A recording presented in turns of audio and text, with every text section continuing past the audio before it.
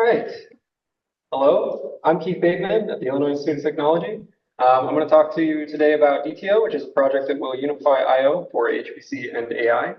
This project is in collaboration with my advisors, Anthony Koukas and Jean Casson, as well as our collaborators over at Argonne, Bogdan Nikolai, and Frank Capello. So first, our problem that we're working on. HPC, big data analytics, and machine learning have increasingly become intertwined. As we see popular models driving discovery in different scientific fields, we're seeing really big applications coming out like GenSLMs and OpenFold and deep speed and all sorts of other things that are really using AI to drive scientific discovery in very powerful ways. HPC I/O infrastructure is typically something that uses a PFS, obviously, and MPI-IO or HUG24 or other high-level I/O interfaces. But ML workloads don't use these sorts of interfaces in storage. They might tend to prefer tensors or a distributed vector database if they're pulling information to their model. And big data is tending to utilize things like key value and object stores. Each of these different stacks have their own different semantics and their own different functionality and their own different expectations of what the I/O interfaces do, what the storage does. And therefore, we see a need for a system, since these different stacks are becoming more intertwined, which can unify the different existing I/O stacks for the triple convergence of HPC, big data, and machine learning.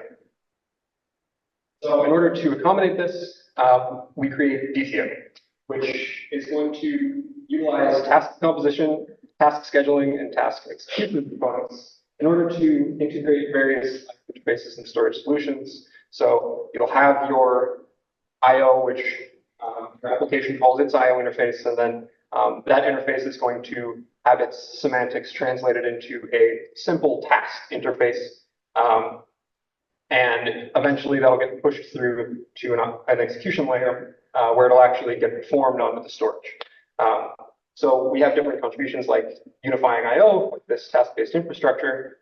We hope that it can be scalable and flexible as a representation and easily encapsulate a bunch of different existing interfaces that the user might need. We have a deferred consistency model where we hope to execute data tasks more as needed instead of as expressed. Ideally, we would be executing I/O during compute so that performance can be improved compared to more strict interfaces, like if you're asking for POSIX semantics, maybe you don't actually need those POSIX semantics. We can be a little looser. And we also have ideas about hierarchical integration, where data tasks can be copied across different destinations in order to improve locality for what we see as these integrated workflows, which might have online and offline consumers, each with their own different stacks. All right, so we don't have results to show yet, but we do have anticipated benefits, which we'll talk about. Our preliminary results show that overheads are pretty comparable to what you might do with direct I/O interfaces.